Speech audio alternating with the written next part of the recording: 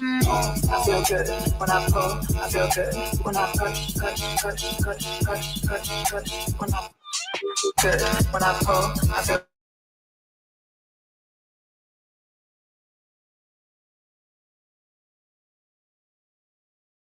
Dejas el control, con ojos son igual que pie, yo queremos. When I pull, I feel good. When I push, push, push, push, push, push, push. Push, I feel good. When I pull, I feel good. When I push, push, push, push, push, push, push. When I push, I feel good. When I pull, I feel good. When I push, push, push, push, push, push. When I push, you better move.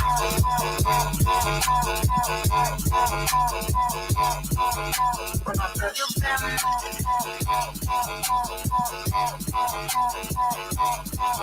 Yeah. Oh my days, is that Hamdi Taichu and Skrillex on the track? Stop playing. You better move, me es necesario que me dejes en control. Con ojos son igual que pie, you better move, me es necesario que me dejes en control. Con ojos son igual que pie, you better move, me es necesario que me dejes en control. Con ojos son igual que pie y se los trae.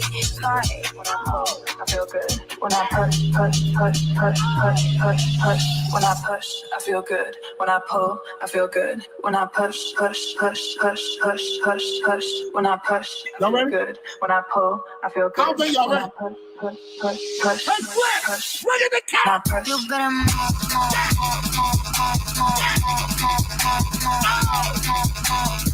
You better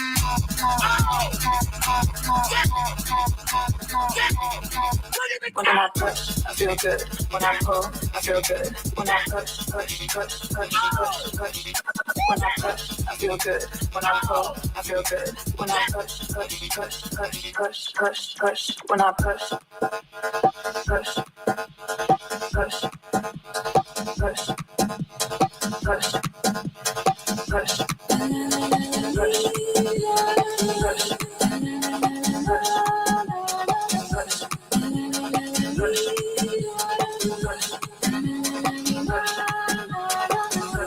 It's going to be a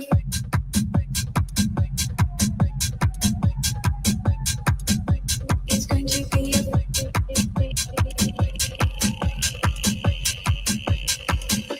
It's going to be a fine night tonight. It's going to be a fine day tomorrow. It's going to be a fine night tonight. It's going to be a fine day tomorrow.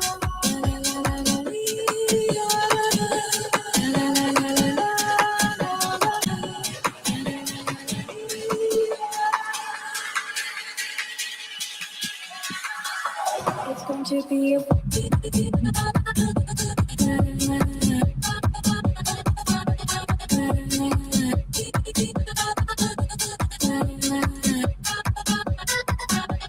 It's going to be a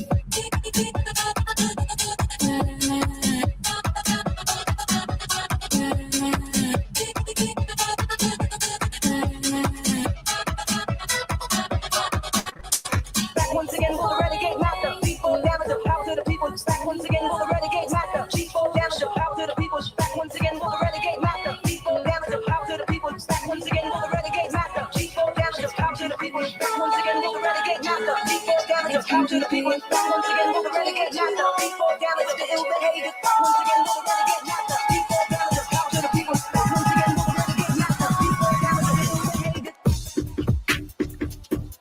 Renegade master.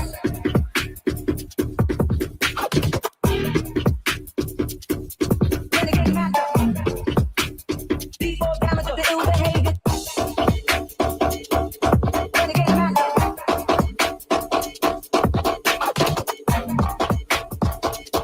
Renegade master. Back once again for the renegade master. Renegade master.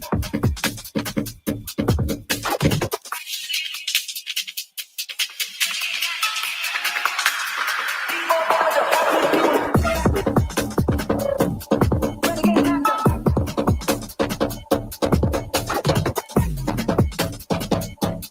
Renegade master.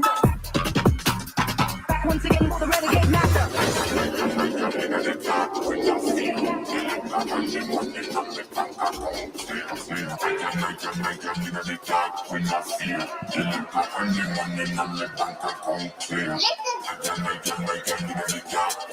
All right, yo, you lot know it is. It's Tuesday. We are back in the building. Arguably one of the biggest weeks of the year because Grand Arena, yo, it's so close. I'm ready for it. But welcome, welcome, welcome, welcome. You know what we're doing? We stop the tunes for the last 10 minutes. Shout out to all the early entered. You guys are the best, man. We're gonna go repost this stream on X right now. Make sure the talk of the town is here. We're gonna be talking with some of the Moku squad, some great people, and maybe Mouth, I don't know, but really and truly, it's been a long time since we've had some great conversations with these people, so I'm excited for it. I hope you guys are excited too. If we're here over on the YouTube channel, yo, shout out to you, bro. Make sure you're subscribing, and we'll keep pushing those goals. We'll tell you today the good list. All those that have been good to the Ronin Radio account today, mate. Hey, just think about the theme of today and what we're talking about. That's what you guys might be getting today. So listen, tune in, continue to share the post around, and we'll be starting in just about 2 or 3 minutes. Just 1 or 2 more tunes. Make sure everything is locked and loaded and ready to go. And make sure you're putting some questions in the chat today, because this might be the only opportunity before the absolute madness that is Grand Arena to ask some of these questions and get a direct response. All right. So, as everyone that's in the building, we will be starting very, very soon. Let's go.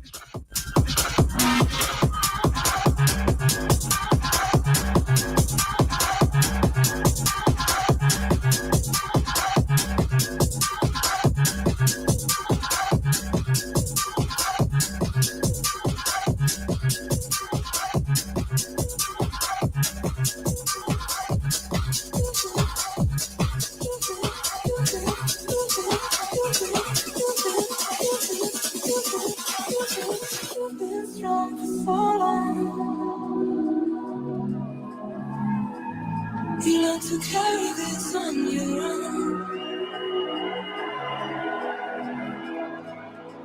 Let me be someone you can lean on. I'm right here. I'm right here. I'm right here.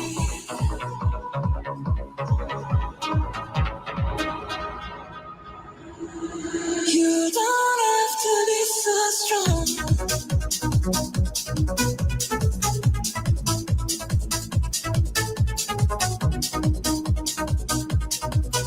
This is the time when I have to meet you. But yo, let's start the damn show, bro. Everybody's in the building. I'm ready for this one. Good morning, good evening, good afternoon, whatever it is for you, ladies and gentlemen. You are locked in. It's the Ronin Radio. We've been doing this for so damn long now. It's crazy that became my intro. It was accidental, but here we are. If this is your first time here, make sure you're following the Ronin Radio, bro.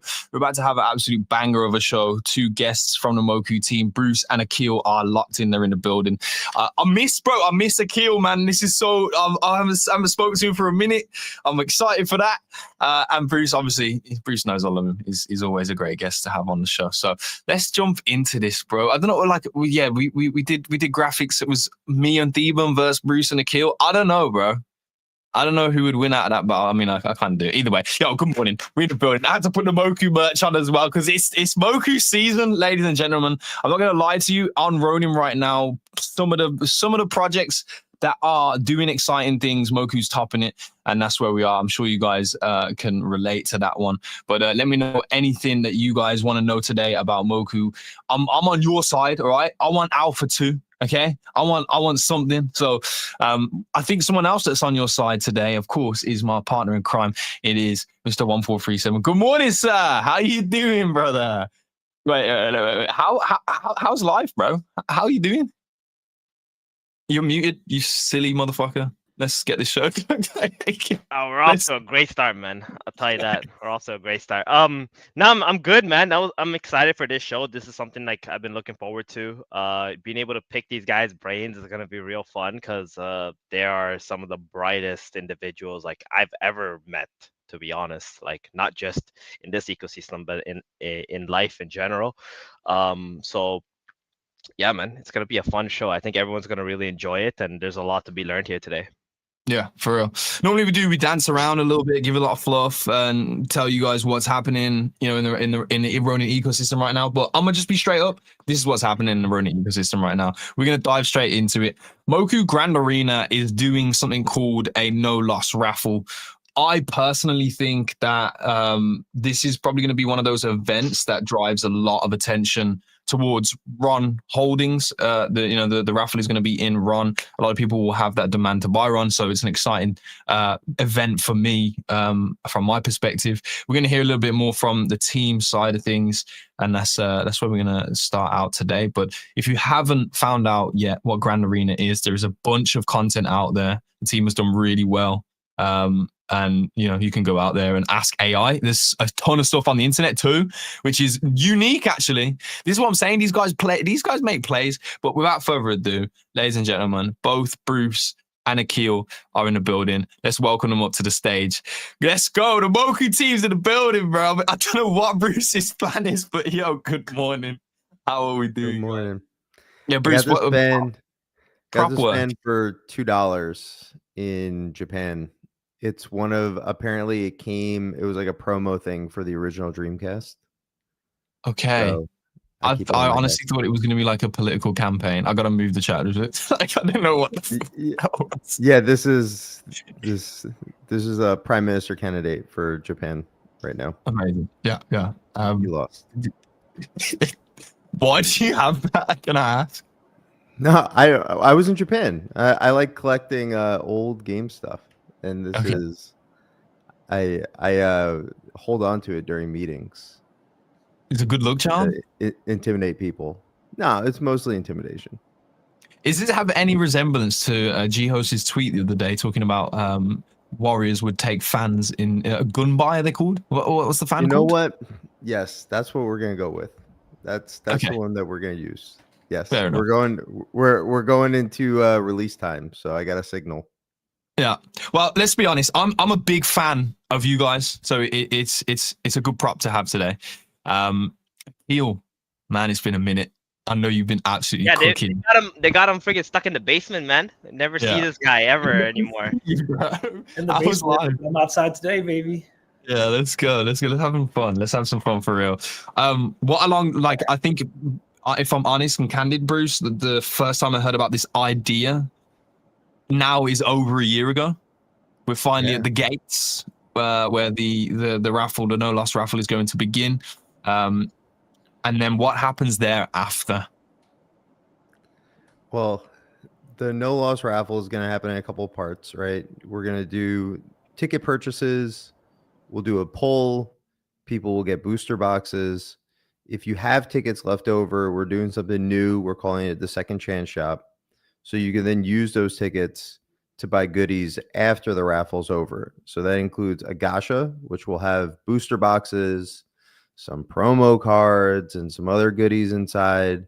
And then we'll have some shop items. So you'll be able to buy currency at discount, which is used on the Grand Arena platform, as well as some limited quantity stuff that you have to be quick with. Mm-hmm. So that's what it's going to start with. After that, we go into preseason. So preseason is when you Moki holders can compete for the rest of the champion slots. So this season starts off with a limited number of champions. We're thinking about 177, 176 will end up being the final number. 100 of those slots will go to the top 100 players in preseason. So there'll be no fantasy, but it gives you two things. One, you get to train your Moki up for the coming season. Two, you get to earn that champion slot. Three, we generate a bunch of data that fantasy players can use going into the season about Moki performance. So we'll have a bunch of real data from players who actually own their Mokis instead of all of our training data that Akil is generating every day. We'll wipe that clean and you'll be able to create your own. So it'll start giving those fantasy players an edge to look at the market before. It's like looking at preseason, football or basketball or something, where you start to get an idea of who's putting together a good roster and who's not. So so that's where it starts, man. And then it goes into fantasy, which is going to be crazy. Well, you have an affinity for like outside of the realms of the internet, right? You're a big sports fan anyway, and I think there's a lot of correlation with across the team, like being fans of sport and applying this to fantasy sports activities, which are hugely popular, and it's something that I was really fond of when I first heard about it. The AI side of things, that's really your bag, Akil, right? And I mean, no, I'm not taking that away from Bruce. Is a fucking incredibly intelligent man and knows a lot about AI too, but. No, it's okay. I'm just a vessel for Claude. It goes doing the real AI work. The real AI research is going through Akil. So like this is I've said this in posts, like this is a first of its kind, really and truly. And one thing that I think people don't understand, because we do have a lot of AI slop, right? And there's a lot of people who use AI as the main proponent of something that they're doing is going to be valuable, and it ends up, the performance the bar doesn't really get raised, right? And something that a lot of teams don't have is like the in-house, like proprietary models that they build, themselves. But that's something that's happening at Moku, right? And that kind of, I think that's a separation factor. I did want to know today a little bit more about, what has that been like for you with Moku, and kind of what are the goals of that you want to accomplish with essentially bringing life to Mokis? Great. Yeah. I mean, you want to hit that now, or is that the agenda for the call? That's just like that's something that I've really been interested in and haven't actually, had an answer for a while. Knowing that like the AI factor of Grand Arena is like at the core of it. We start with the fantasy side of things, and there's potential development for a lot of experiences that come from that, but it's all going to be orchestrated around the core of the AI that is behind the Mokis themselves. We don't have to dive deep into that. I know Theben has a bunch of questions too. I don't know if they're along those lines, but that's one of my biggest interests right now to hear from you, Akil. So honestly, yeah, we have to dive into that right now, bro. Okay. Like, how much time do you have? Well, I'll break up those 3 questions into smaller chunks, and we can address them one by one. So first of all, I'm super jealous of your coffee. Didn't have time this morning to grab one, but here we are. So, what makes AI and Grand Arena unique? So I think there's 2 answers to this question.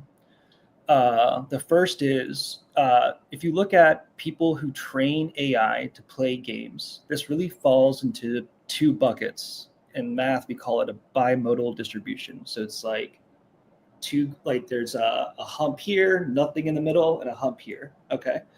And so in the first hump, you have a bunch of toy examples. Like, let me train AI to push this soccer ball into a goal, right?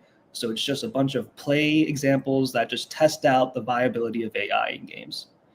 And then the second bucket are DeepMind, OpenAI researchers who have dedicated years to playing Dota, StarCraft, chess, in an attempt to replicate and beat human behavior, right? So there's nothing really in the middle. And I'd say like we're probably closer to this end than we are to the toy examples, but the amount of resources available to actually tackle this is unheard of. So I think in terms of like our uniqueness, we definitely are defining a new way to play games. And I think a large part of that has to do with the incentive to do this, right? The incentive to make AI play games has largely been like a research question. And so with, Bruce leading the vision on Grand Arena, he proved out a business model that could actually be wrapped around training AI for games. And so I think, yes, we may be the first or one of the firsts doing this at a commercial scale. But I certainly think that once we prove this out, that a lot more people will be interested. So that's like one part. But then there's another part that is I don't think anyone in the world is doing, which is making games for AI.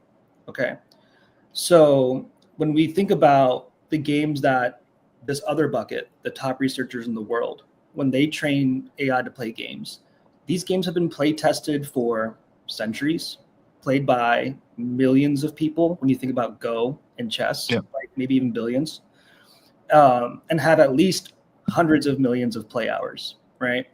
StarCraft and Dota both were out for at least a decade before anyone was like, I wonder if AI could meet human performance here. Moki Mayhem has not been played by hundreds of millions of people, right? So there's definitely like engineering product challenges that come with that. But also, if you think about it, the game itself, right? When you think about serving your customer, right? The experience that we're trying to offer you as a participant and the experience that we're trying to offer the AI to actually learn the game, these are considerations that no one really are grappling with. So I think it sets us up well to make a playbook and grip and rip a bunch of titles that you guys will be excited about. Yeah, I definitely am. It is really interesting. I think one of my focuses as well with this conversation, like Moku has a core diehard fan base right now, and similar like attributes are in the Ronin ecosystem as well. And a lot of people already are heart set, like this is going to be big, like they know what's going on. I think there's so much of the pie that doesn't understand what you guys are actually building and where its potential is to go. So I really wanted to uncover some of the things that set it apart and that people would not have been able to hear, even if they they are core fans as well. But yeah, I mean, there's something else to add, right? Because there is a lot of people who are doing like AI agents in games, and I want to maybe highlight the core difference that we offer, right, and what that allows. So, when most people say they have AI-enabled gameplay, that generally follows a couple paths, right? Predominantly, the first is just like more unique storylines and NPCs, like procedurally generated content that you can interact with, right? And so I'm talking specifically in like the latest wave of AI. Procedurally generated content has been around since, for a very long time.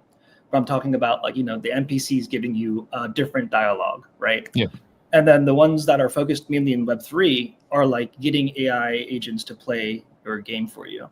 And when you think about the games that are being played, they're not necessarily choosing something like Cambria, which is like a PvP game. They're choosing something that's more like Hearthstone, which is like a turn-based game that you can have that latency to be able to take a picture of the game state, send it to some LLM, get a response, right? And that's pretty limiting, right? We want to have one of the core tenets of Grand Arena and all the products that will go inside of it is watchability. And so having real-time, high impact, high dynamicism is super important to us. We want to recreate the same feelings that you experience when you watch sports, right? Yeah. So it's under the same like super class of deep learning and reinforcement learning, which LLMs are a part of, right? But the environment is totally different. And what I mean by the environment, it means like how you interact with the world. In an LLM's case, they're interacting with text and maybe image, right? But our AI agents are interacting with the game. So the feedback loops they get are much more reflective of what's actually happening in the game. There's no like loss of interpretation, like, oh, that's a, LLM, they hallucinate sometimes. They might confuse one game object for another, no matter how much you say, like, no, dude, that's a power up, not a not something else.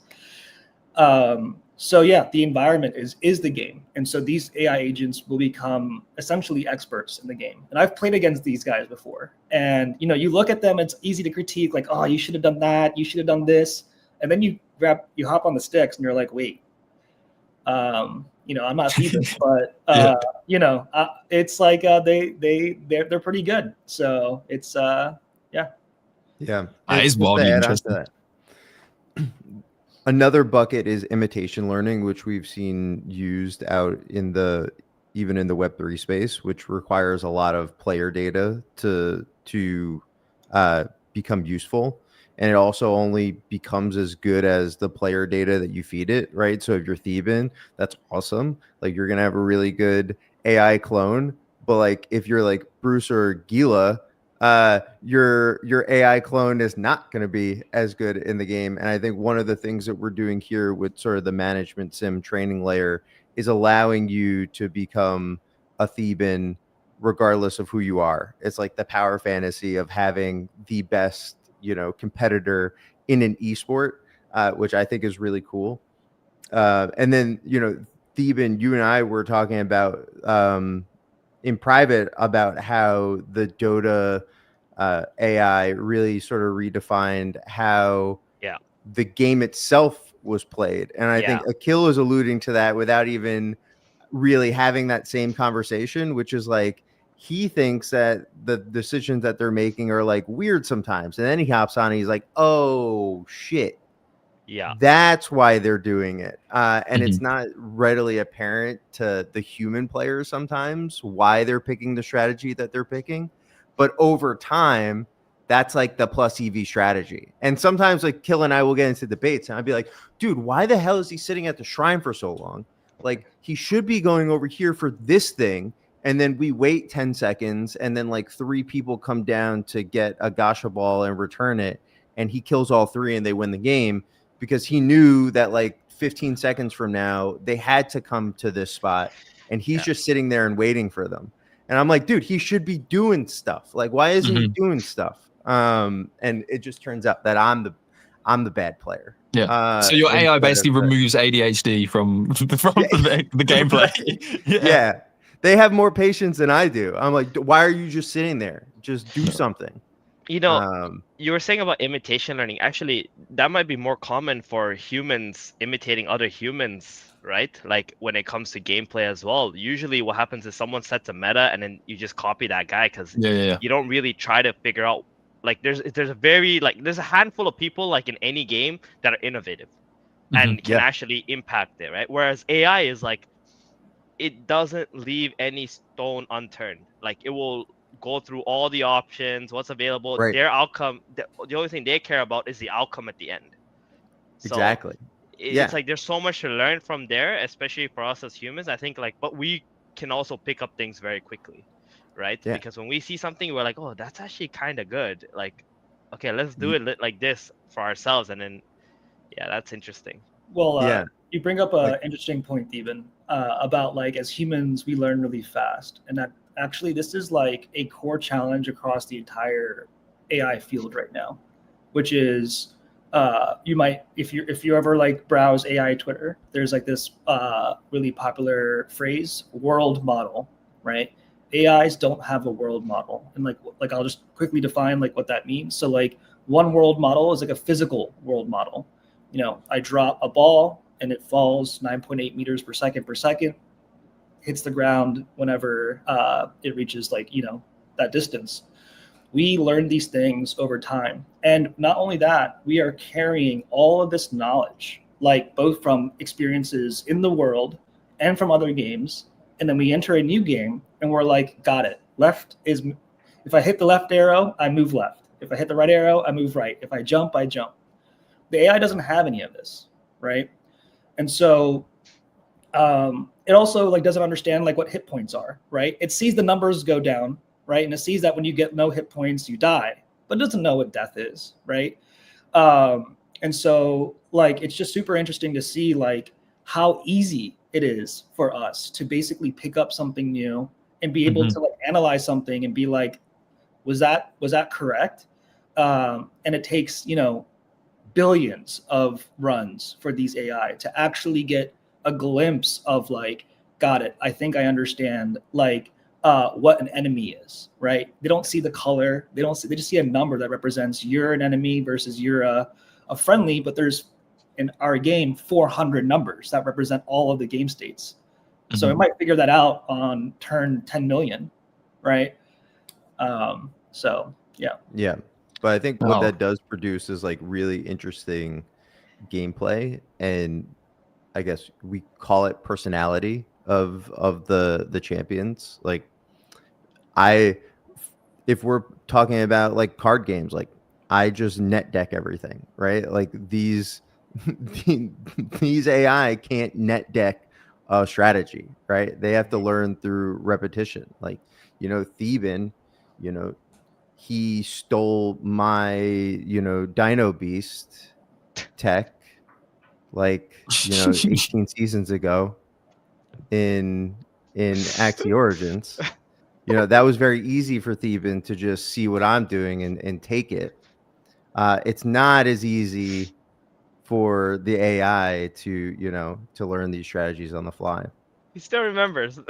After all these years, he still somehow Locked in the remembers. archives. I Locked in the guess the best archives. way is like an AI can. It's like the Bruce Lee quote, right? Where like it practices one kick like 10,000 times, right? Like, and is doing it at a speed that humans can never do. Right. So it's like it's perfecting it, and then yeah. So it's really interesting. I love that. So yeah, I mean, Well, one of the things oh, go ahead. before we move on, one of the things that you said, which I do want to clarify for our game, and Kill, maybe you could do this.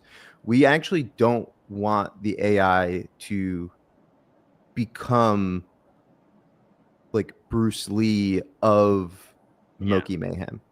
And because I think one of the things that if you're in like the AI ML space, one of the considerations that we had going into this is we don't want these agents to fold to a point on a single optimal strategy for the game. We want them to have sort of individualized personalities and allow them to make mistakes like a human would. So, Kill, maybe you could jump into that a little bit. Yeah, I think that's I was gonna say, yeah, that like personality element is massive. And if you just had like, if every AI eventually reached that point where they knew exactly what the best way to play, like it wouldn't be becomes watchable. boring. Yeah. So there's at least two components that make this game that allows this game to express a lot of different kind of play styles, right? One is the game is 3 ways to win, which even have you ever heard of a 3 ways to win game? Like, nah, I don't even know what that is. Have you not seen Killer Queen? Maybe I know, like, maybe I don't know what it means by like that terminology. Yeah. So there's just like 3 different objectives that your team can compete on and the enemy simultaneously. So in Moki Mayhem, there's 3 ways to win, right? So if you complete either of these 3 objectives first, then your team wins. And those 3 objectives are the economic victory, which means you collect berries from the dispensers, gotcha balls from the dispensers, and you return them back to your base. Once you return, let's just say 10 gotcha balls, you win. There's the military victory, which means you have the ability to go buff, which means you return a gotcha ball to a shrine, right? And that turns you from a regular Moki to the buff Moki, which is that from the trailer you guys saw that, right? Yeah. And now you're in a state where you can no longer catch gotcha balls, but you can go ahead and collide with people and punch them to kill them, right? So if your team, if the enemy has no lives left, then then you win. And then the last one is control. So you guys also saw that turtle-looking, sad looking character. His name is Ward, and this is like a tug of war at the bottom of the map, right? It can ride on either direction towards your team's trap or the enemy's team's trap. And so whoever secures and controls that point all the way to their end of their objective will also win. So what Bruce mentioned was just like, we're trying to make sure that they are not necessarily folding into one specific win con, right? And so that is like, it's hard to do that when there's 3 ways to win, right? Because you kind of have to pay attention to the other 2 things, because that could be detrimental, right? You could be the best econ runner, but if someone is running control, they might, and you're not paying attention to that, then you're fucked, right? Mm-hmm. The second thing is this is also like a team game, right? And so it's like a cooperative competitive game.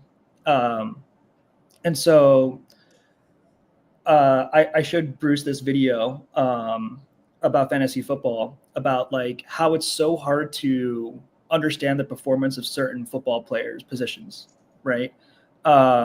Like you have Saquon Barkley move from one team to the Eagles, and before he was not very notable, but now he's like an all-star, right? And so just being able to understand the impact that you as an individual have, depending on your team composition, right, is huge. So there's a lot of variance in this game that creates a lot of, like, I think, no 5 games look the same. If you were to watch 2 games played against the two of the exact same team compositions, they have the same stats, which impact how fast they move, how high they jump. They're going to play differently every time. So yeah, I think one of the core tenets that we wanted to have is watchability. And so to do that, you need high variance. You need high relatability. Relatability meaning, like, if I was in that position, would I see myself doing the same thing, right? So yeah. Yeah, and eventually through time you'll have defined characters who, like, you like a military victory, right? So you get drawn towards Mokis that tend to lean that way. But now you can nudge them. Nudge them through training. Yeah. I think it's so cool. I think one of the things I'm most excited about is that once we released this model that you as players in Grand Arena will be able to upgrade your Moki, right? We are essentially only providing the nature, right? We're providing the brain of the Moki, and you as the Moki owner are providing the nurture, which means, like, where am I going to invest my time, energy, capital to make my Moki stronger? So they are pre-trained. We go hands off, and now we say, you guys can dictate the behavior of this Moki, right? And so what ends up happening is it's a player-driven meta, right? So if a lot of people start statting strength, and that makes you stronger in the military win con, you'll be able to see that win con percentage rise up as more people invest, right? And then all of a sudden, someone like Theben will be like, that's kind of interesting. I think I'm going to counter that, and I'm going to go defense instead, right? And then you'll see that those curves wane and wax, right? And it's going to be exciting to put that in the hands of real players and see where their interests lie, and, like, what they do with the meta. Man, this is the kind of stuff, like, I love new games. There's so many games that I look at, I'm like, man, I wish I could play that, right? But you know me, like, I like to be competitive.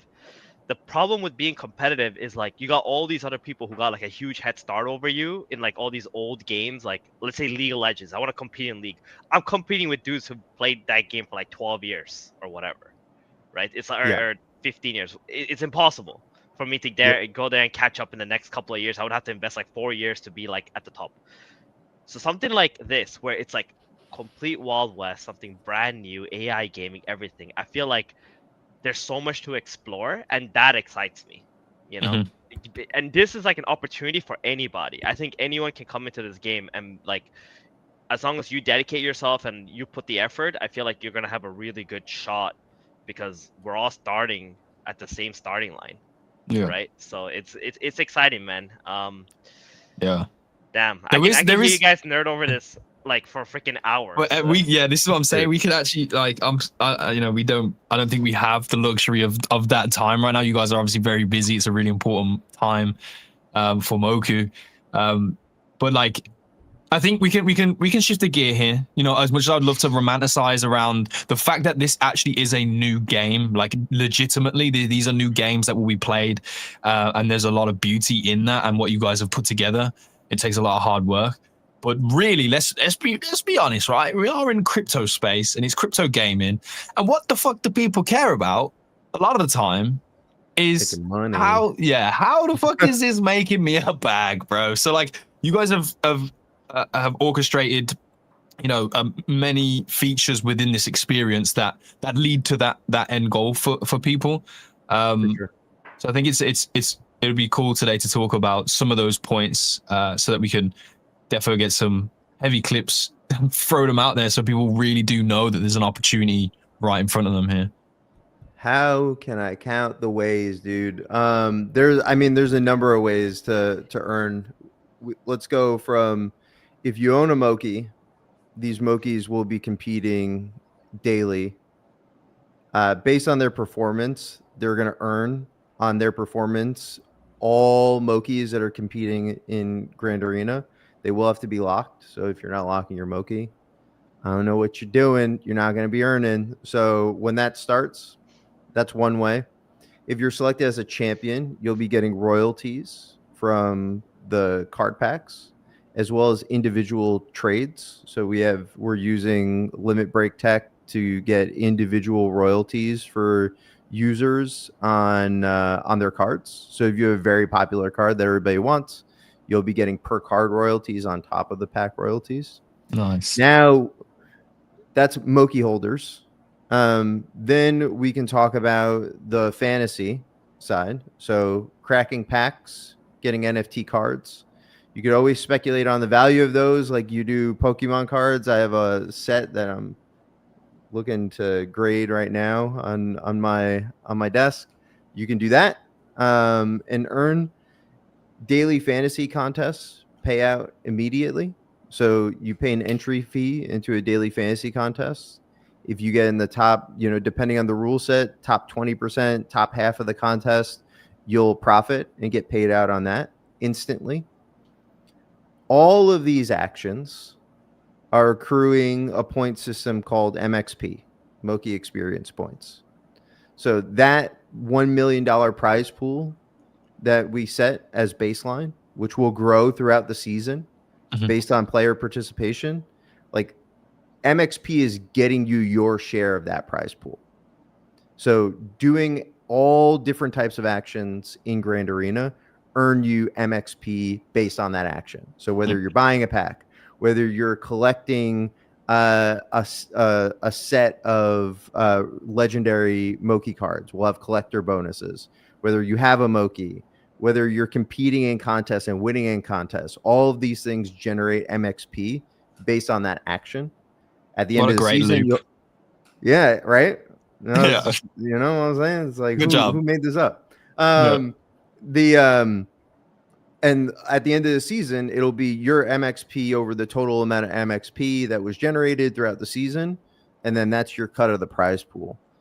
So it really is like double and triple dipping at some points, especially if you're a Moki holder, where you're earning for having a Moki, you're earning for winning these contests and playing skillfully, and the entire participation is going against that MXP pool for the end of season rewards. So like, there's a ton of different ways to play. Like, I keep saying this, but one of the coolest things that Axie gave us was that ability to run the economy, essentially. Like, one of the reasons why I got into this is like, oh, so you're saying that like you can breed and sell Axies, you can have a guild and rent them out, you can play and try to earn from the leaderboard.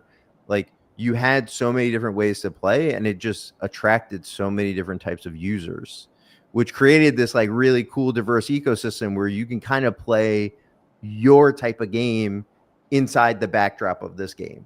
Like, Cairo was just like an Axie collect. Cairo didn't give a shit about like playing. Cairo, he wasn't good at the game. Sorry, I love you, dude. He was a collector. He was collecting rare assets and like finding the mispriced ones and flipping them. Like, that's how he got his start in the ecosystem. So attracting all those different types of users really makes a diverse ecosystem. So we're trying to give a couple of different ways to earn there.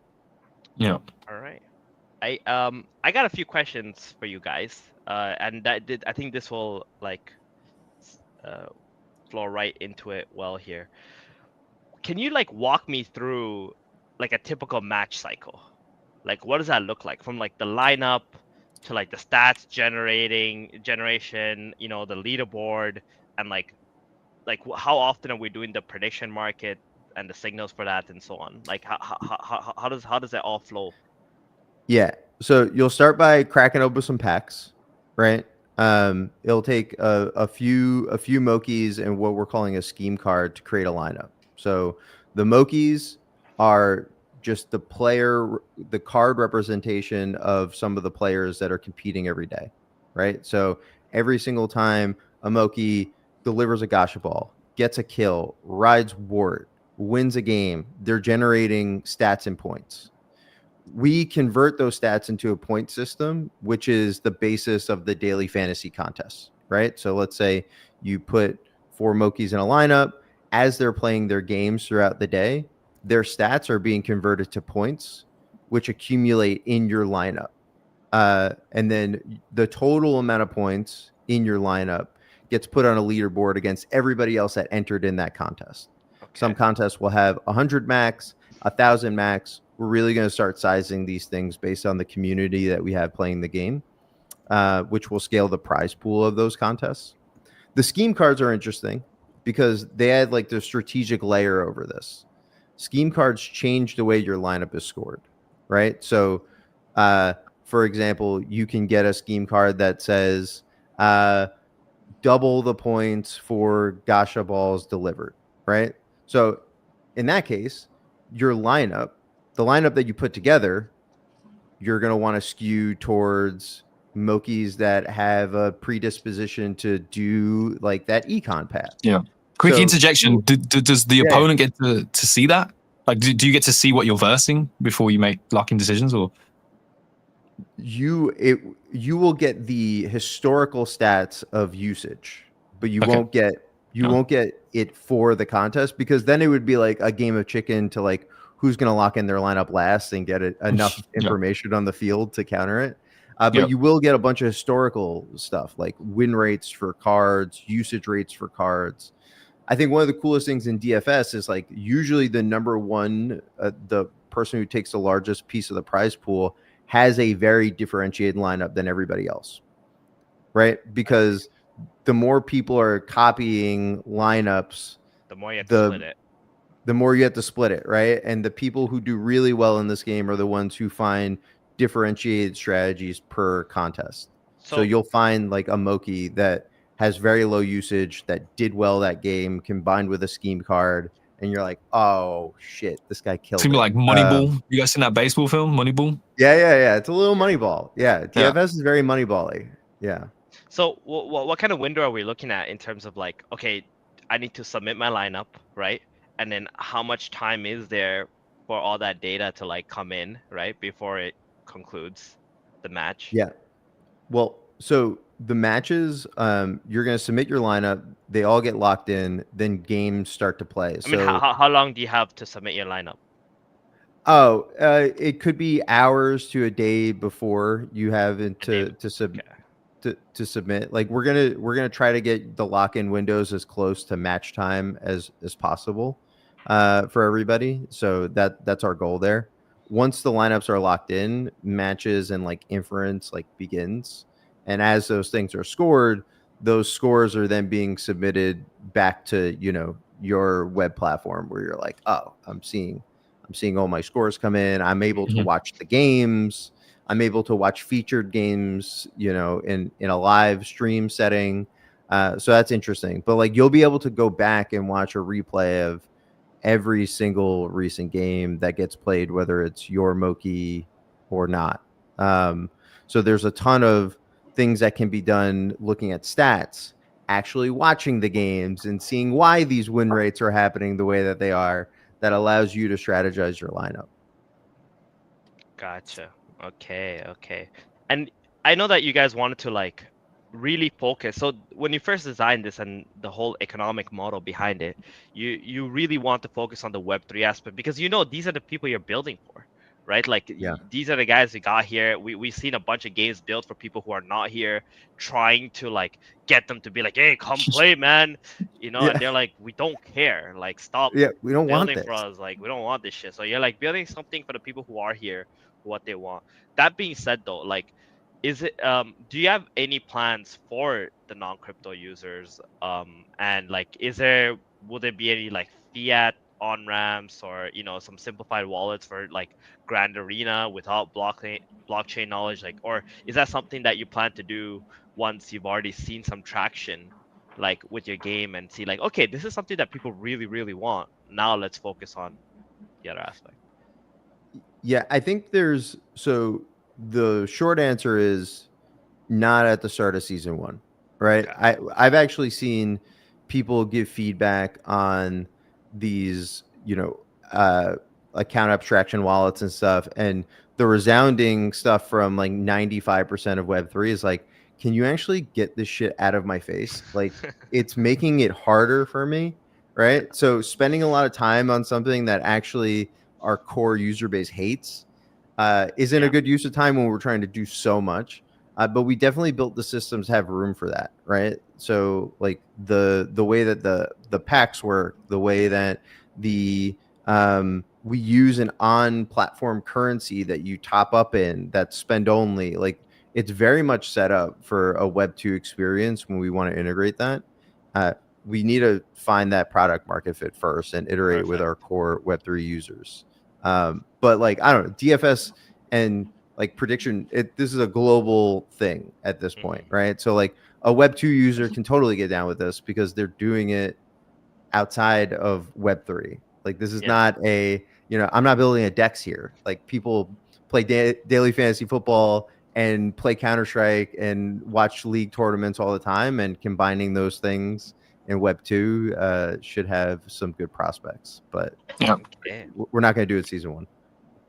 I do think there's something like really, really viral. There's a viral aspect here, right? Like, I think if you can take the AI Moki out of the game experience eventually in like the marketing and the way that you get Moki IP in front of people as being like this cute, cuddly IP, but oh my god, this is like an AI agent that is super funny and helpful and maybe outside of the application as well. Like people would start to be like, what is this thing I keep seeing? And if it's in the wave of that whole AI movement that continues to just happen every year, it's like, oh my god, it's going to take over the world again. And I think if you can ride that wave outside of gaming as well, people will be intrigued as to what a Moki actually is, and then they can discover the experience. So you guys really have it laid out, man. And I'm as a friend, I'm really proud of what you lot have done. We take the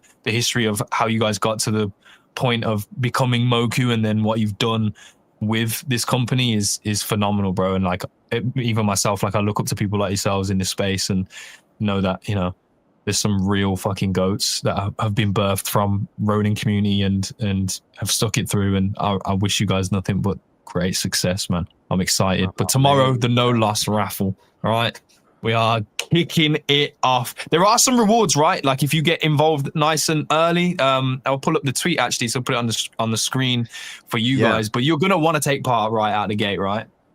Yeah. We have a bunch of stuff for the first raffle depositors that will be extremely cool. So top depositors in the first 24 hours will get a top depositor in the first 24 hours will get a champion slot. All purchases in the first 24 hours. Thank you. I was looking off to my right, but now I can just look at the screen.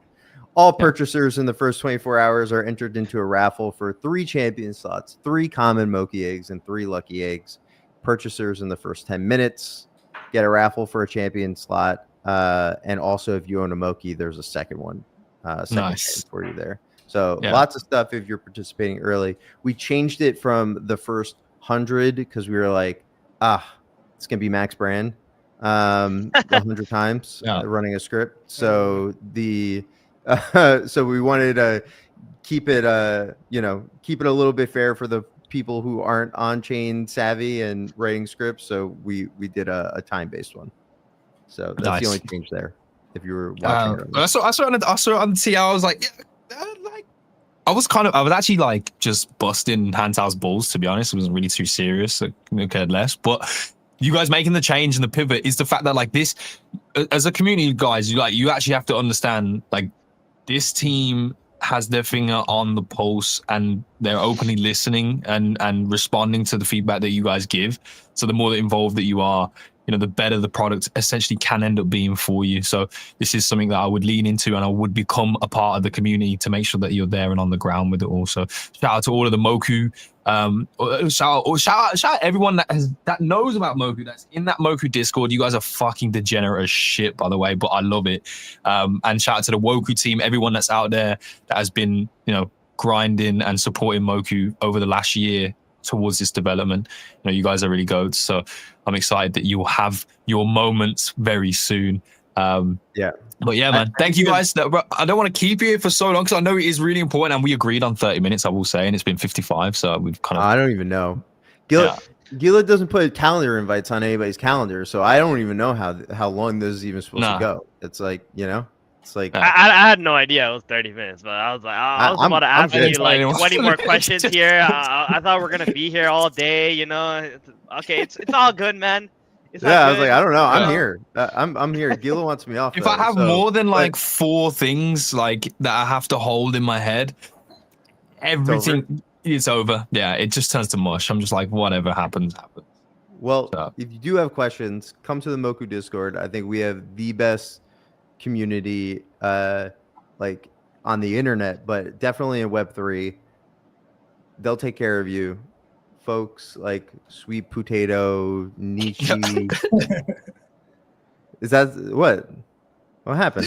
It's just the fact that like I've known Sweet Potato for so long, and like she went into Moku and like her true self has just come to light. It's beautiful, but it's the way you said Joey, it too. Frostberg, Seth, everybody, all these folks in here take care of all new users coming in. Cammy, yeah, it's a fantastic community. What the fuck just happened? Did a bird hit your window? I was gonna say.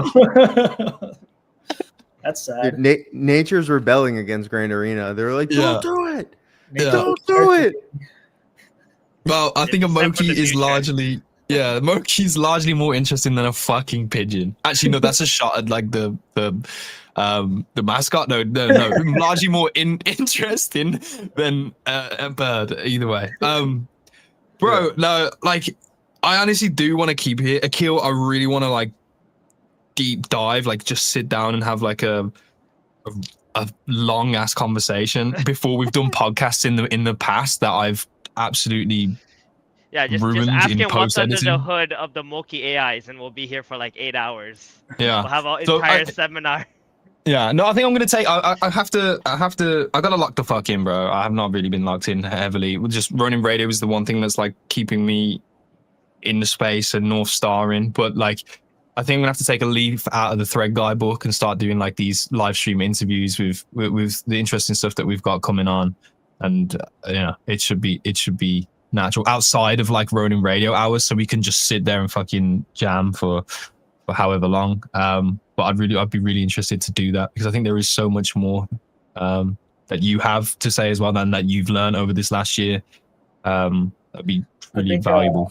Once we release, right, I'll come out of the basement a little bit more. I want to get on the Discord, watch games with people, help them understand what's happening, what's exciting about this, right? Mm-hmm. Field questions about the AI and stuff. So yeah, you'll see a lot more of that. Yeah, until game 2. Yeah, this is the thing, right? Hold on. Whoa, where are we going? Game 2? What'd you say? What's game 2? Listen, just put 2 and 2 together, Gila right? Gila wants me off. He wants me off Ronin Radio, so I won't talk about it right now. Yeah, look, you've got 1 minute left. You see the countdown in the top left corner? Yeah. Wait, yeah. So... we're on the free version. Is hour max. Yeah. To get off before it cuts off. Sorry, but it is. No. Bro, I mean, if you're here to rift, let's rift. I know. Listen. I know. If you're here to rift, honestly, it was like a nervous knee-jerk reaction to fuck. I said 30 minutes to them, and it's been 55. Maybe I gotta like round this thing up. But if you're here to rift, bro, like, yeah. No, please tell us about game 2. I cannot let you go. Yeah, like I'm unemployed as fuck. So what do you say about game 2? What is game 2? I won't go into details on what it is, but like one thing that you guys should know, like we can put out games pretty fast, and there's a couple of reasons why. One, I think we have an excellent games team. Two, although it takes a lot of iteration to get the right gameplay, Akil and the squad on AI, they're creating, like, once they have controls and they're able to do reward functions for what you do in the game, they're able to immediately start creating gameplay training as soon as those controls are like ready.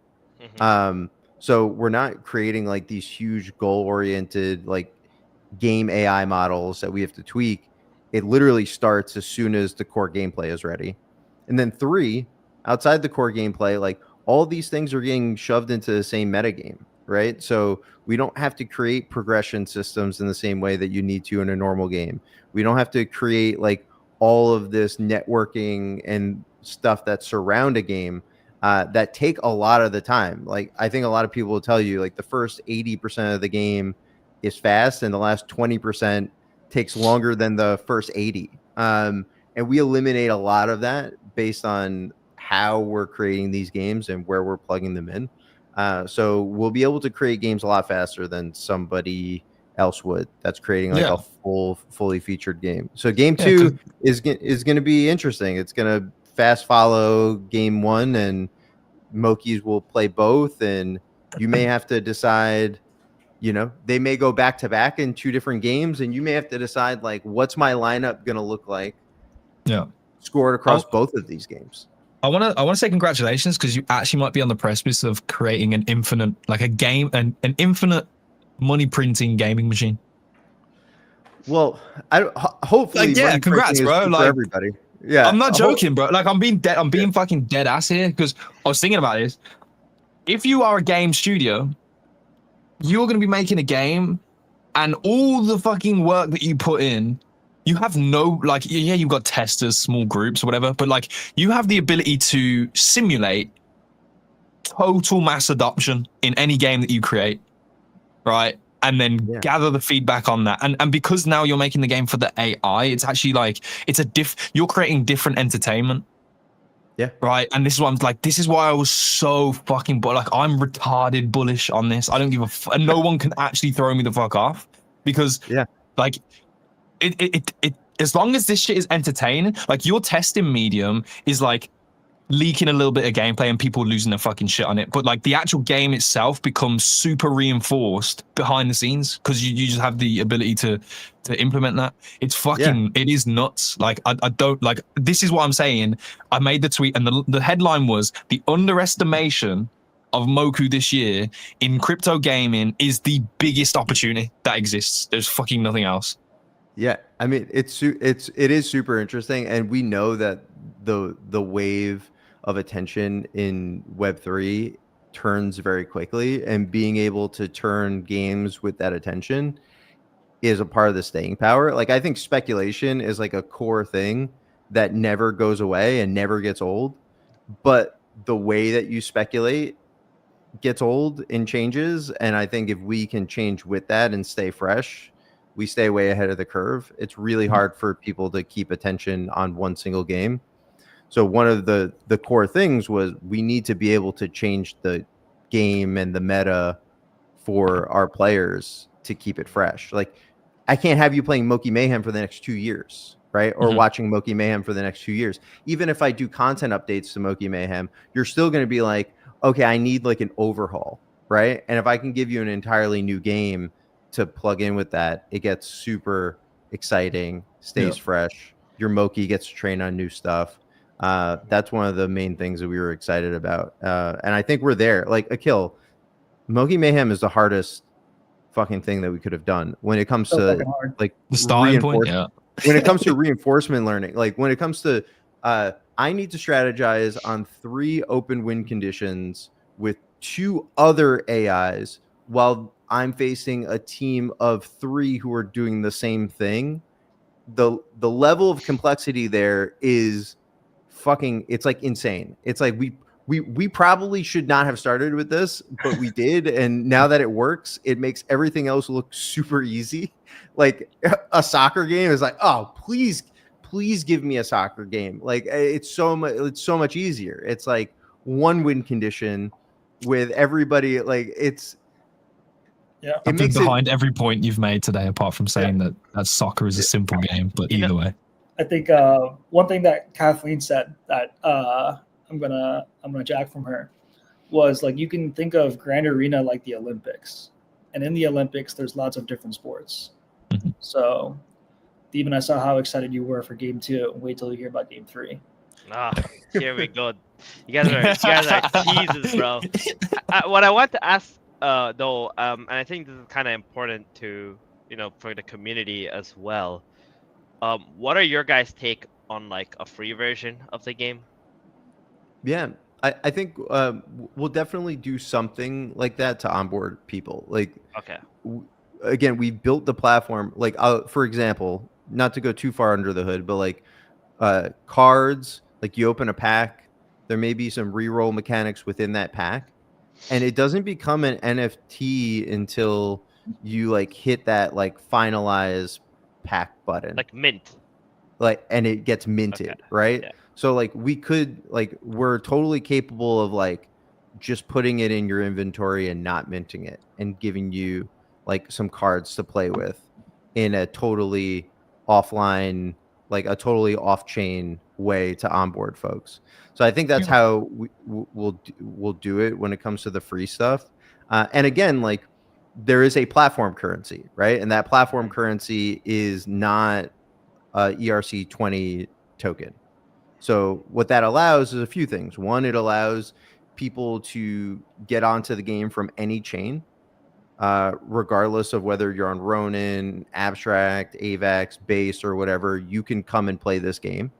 And two, like we could do things with that currency that is completely off chain for free users, right? To like get them playing. So we're definitely thinking about that. I don't know if we'll have it exactly for season 1. I don't know how many people are going to use that function because they want to speculate and earn real money. But we're set up for it. I'm super excited about it. I think for like for fantasy, like sports and stuff like that, right? Like I was like asking AI about it, and it was somewhere close to like 70 to 80% of players like play free essentially, right? Yeah. For like, and so it's kind of a big number. And I think even if let's say season 1 happens and there's a bunch of people, I think that's only like the tip of the iceberg, right? Because like once you go into like that free aspect, and that's when other people start, dipping their toes and then like understand, okay, what is this? Or is it only because of like the economic aspects why people play and so on? Like we'll get more data, and then from there, the market fit and how it's flown. So exciting. I'm excited for what's to come, man. It's really cool. Yeah. Yeah. Shout out to DeFranco. I'm going to ask it for him. When is Moku merch? Because you guys have an IP that I want to wear. I'm still waiting for my pink hoodie, man. Yeah, look. I was gonna wear. Look at Bruce. We're stressing him out right now. Come on, bro. When you said that, I just remembered like 3 other things that are like on my list that like I haven't gotten to yet. So like you dominoed a few things for me in my head. I was like, fuck, I didn't get him his hoodie. I didn't send this thing out. There's a couple of things. I think a limited merch for the community should come after we get this product out. Yeah. When it comes to like merch at scale, we need to hit some targets on Web2 socials first. Like I have a game plan. I think we're doing really well early on how we're attacking Instagram and TikTok with our Moki like Web2 accounts. A couple of them hit like 70K, close to 100K in views. They're getting good engagement. Shout out to the Moki community that are there whenever something's posted to like juice it up. We love you. I need to hit some KPIs there for us to like really invest, because obviously like we don't like to half-ass things. So to do like, I feel bad about that hoodie. Like I love the hoodie, but like the level of merch that our team is capable of delivering is off the charts. Like Lizzie is an award-winning like CG creative, won like an Academy Award for a short, like does models like off the like she's so good. So getting like high quality stuff done, whether it's like vinyls or plushies, is like totally in the cards. But me asking her to do that with all the work she's doing right now is basically saying like, I want you to work 24/7, like never go to sleep. So it's like a prioritization thing, and we have to hit some numbers. So if you guys want merch, share the socials with your friends, get people following and engaging. The quicker we get there, the quicker I'll get merch out to you guys. Facts. Yeah, I prefer that answer anyway. Because let's fucking have a proof. You know, let's have some proof first, and then. But I mean, all the merch that comes out before then, you can just send it to me. That's all right. I'll just send it to you. Yeah, I got it. You guys, bro, take that. Like, what are you doing? Is this? It's not like I'm saving it for day one. I'm saving it. I know, but it's not fucking Pokemon card. It's a fucking T-shirt. For God's sake, it's not even gonna be washed. Bro. Get a PSA graded. Yeah. Oh, so you have to leave it in the bag, right? And then get it graded. Get it graded. Bro, that shit's going like you see Charizard. Wait, is Charizard still outperforming Bitcoin? I don't know, but it like eventually that could be Charizard. I hope. Yeah, I got it. I believe in the vision. No, listen, guys, bro, it's gonna go down very, very soon. I'm super excited for it. There were some questions earlier on. One question I remember was from Trevor, and I think this is. I mean, I'm answering it in my head, but I don't know for sure. The training that we do on our Mokis, right? Is training before I ask the question. Actually, let's get some ground concepts. The Mokis that I own, I am able to train, right? Nobody else can train those. I am like, that's my motherfucking bitch, right? I'm training his ass, right? Yeah. And I'm not going to treat my Mokis that way. I'm sorry. Yeah, I was like, rule out cruelty. Yeah, rule out cruelty to Mokis, right? I'm sorry, bro. But it's not Pal World, bro. Like, sorry. Nice to them. Yeah, we're not going to get sued either. But so I'm the one that trains the Mokis. That is like the proprietary value case to having a Moki. So me training that Moki in accordance to like popularity that's happening in that current season, essentially, yes, I'm answering this for you, Trevor, means that you training it, you can make the PFP as an NFT more valuable through that process, right? Because if you are training it towards, a meta that seems to be evolving, or an option that people want to take that season. Of course, if you put it on the market, someone's gonna be like, oh my God, that's a really popular Moki this season. I'm gonna get hella royalties. I'm gonna buy that for the price that you set. And if you got it at mint price, then fucking happy days, mate. You are absolutely in profit. So yeah, I think to understand that, there was not even a question. I just answered it all. Sorry. Yeah. Good job, Gila. Yeah. Cheers. No, I'm good. Yeah. You're good. You're good, bud. No notes. No notes. No, we're good. I actually had a banger idea. Pitch. I've been speculating whether I should even drop this publicly. It's that fucking good. All right. Oh my gosh. Here we go. You ready for this? Yeah. Okay. Yeah, let's go. Eventually.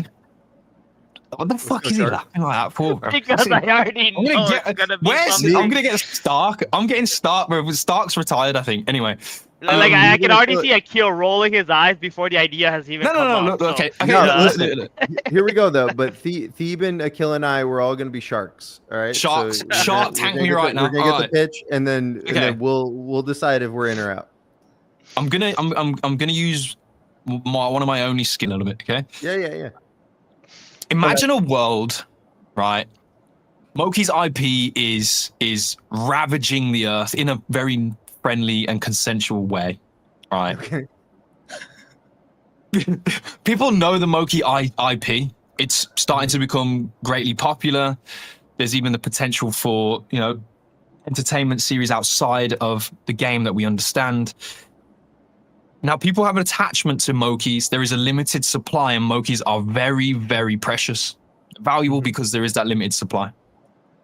You guys develop and present a new game, a new sport in the Olympics world that is akin to Squid Games. The death of the Moki, the burning of the NFT is actually on the line. But the prize pool here, after your great success over the last 10 years, right, is fucking retardedly tremendous. It is like Squid Games. Like, you are winning multiple millions if your Moki is the final Moki standing. If you put your Moki up, you could lose that Moki forever. You could affect the whole Moki lore world and create more moving forwards. But if you are the last Moki standing, if you are, what's his name, 456? I'm fresh out of the game like 456. Thanks, Travis Scott. You allowed me to remember his number on his jersey. If you are 456, like, you fucking made it. That's it. What do we think, Sharks? Gila, you do know that in Squid Games they literally had to kidnap the people to get them to participate. Yeah, but what you do is what you do is like you don't. If you gave me the option to put one Moki on the line, it gets burnt, right? And it's generating me royalties. I have a decision to make. That's not easy. Who's right? putting up the money? Bruce, you got a few $1 billion like somewhere hidden away that we this don't is know why about? I said imagine, and I said 10 years of success prior. These oh guys. shit! Oh yeah. Maybe one day. Maybe one day. All I'm saying is like a yearly event that burns supply, and one Moki is the victor. You don't need like hundreds of them, because obviously we only got 8,888, but 8,887 because fucking Sean, Jesus. It's funny that one of our own team members. So I thought you were trying to say this because you're saying that there's not enough Mokis, but it sounds like you're trying to get rid of more. Yes, that's exactly what he's trying to do. Yeah. Got it. Okay. But it's like an annual thing. It could be a decade thing. Like upon the success, right? All I'm saying is once a decade burning. You know, well, we all saw Squid Game season 2, and it sucked. I didn't. For that reason, I'm out. Ouch. Oh, you know what? I actually I can't be mad at that. But Squid Game's won like fucking erection. You know. All right, Theban, what do you think? Are you in and out? Are you willing to invest in this idea? What you didn't even invest in shit. What the fuck? I ain't got shit to invest in, but I mean, maybe in like 5 years we can come back and we can, take a look at the idea again. Too early, I think it's action. I think it's an interesting idea, Gila. I think the idea of a sort of like an elimination style game with season, like a seasonal elimination game, is very interesting. One of our game devs, Aliu, he loves 3D simulations. Like, it's like one of his. It's like if he can stop everything and do a 3D simulation right now, he would. So it'd be a fun conversation to have with him. We'll see. That's okay. I'm prepared to take a single run for 20% of the idea. 20% of the company. Investment. And just genuinely, I think it would be eventually, once there's traction behind, and it doesn't have to be a burning event, of course, but even the people themselves could be like champions of past, and then they put up their own like winnings to be a contestant in that. So there's probably something there. I think if we could be entertaining, I like high stakes. Like, one of the things, just to cap off, stakes change the way that you watch stuff, right? Like, fantasy football changed the way that you watch the NFL. Yeah. Betting on teams changed the way that you watch sports. Moki Mayhem, we did like a thought experiment. Like, we went through these games, the watchability test, and then Akil and I started like betting like Ron against each other, like when we were doing the watchability test, and it changed how we watched the game. It changed, like when we were picking an MVP and like who was going to win, it totally changed how we were watching the game and what we were looking for and what we were excited about. So I think that like once this thing kicks off, it is going to change the way that people participate in the ecosystem. It like just like if your Moki was on the line and it was going to die, it would very much change how you watch that game. So all these things are super interesting, in my opinion. I am against killing Mokis in general, though. I will say. Yeah. That seems civil. Yeah. Who is behind the Moku account right now, by the way? Because they're fucking killing me in the chat. I appreciate it. I don't know. What are they? Like I started and they said like bro said imagine a world. Right. And Akil was trying to hold back his words. Every Christmas, all Moki sacrifice one. Moki, I nominate Gold Can Sean. It's probably Sean just self-deprecating right here. But yeah, and then your Moki loses, you die in real life. Like that I actually teared a little bit on that one. Somebody just shows up, just pulls you out of your apartment. It's just like you fucked up, bro. Oh god. No, bro, excellent conversation, man. I appreciate you guys every single time. Anything else you guys want to deliver right across to the community that's out there? Shout out to the Moki community that pulled up. Shout out to the Ronin network. Actually, do we jump off it? I do want to talk a little bit about Ronin here, though, with you guys. You know, you've been so effectively involved with the journey of Ronin. Obviously, the situation that we are in right now, it seems good macro for crypto right now. You know, Bitcoin all-time highs pushing. ETH looks very strong right now this week. And we're becoming more ETH aligned. Like, is that narrative massive to you, etc.? You have made a stance recently as well with Ronin. And even one of your comments in the last, I think it was the Moki side chats of like how you are, you know, looking really fondly at like what's ahead for Ronin. And there's a shit ton of FUD right now, right? I mean, let's be real. There's people seem to be jumping on the attention economy factor of just FUDing Ronin because it does get you the real human beings that exist in crypto gaming literally are in Ronin. So when you shit on Ronin, like you get their engagement. So well done for figuring that out. Yeah. It's easy. So, I don't do it. Do you have any worries, or like you're quite confident in that statement of like what's ahead is well, good. Like let's just we got to take a step back. When like we're running a business, we love Ronin, but we're also, you know, a startup and we're running a company and we have to do what's best for the business. So obviously, like when we're getting ready for the launch of Grand Arena, like one of the logical questions is like, okay, well, where does this thing live, right? Yeah. And what's best for Moku? And you almost fall into a trap of like looking over the other side of the fence and seeing like a greener pasture. But then if you like really zoom out, we have the data. Like Moku brought like 15, 20 games to market over time, and a lot of those games came from somewhere else where they said that like, hey, I wasn't getting the support that I needed, and or X, Y, and Z. So I don't think that there is a strong narrative to be like there's a greener pasture for Web3 gaming right now. Especially when you look and you say like most of the games that came to Ronin over the last year were coming from a pasture that somebody says is greener. And it's like, well, if it was greener, then why are they coming here? Right. So I think I flew out to San Francisco to talk to Jiho and Sky Mavis about the future of Ronin. And we had like really hard conversations about where we are and where we need to be.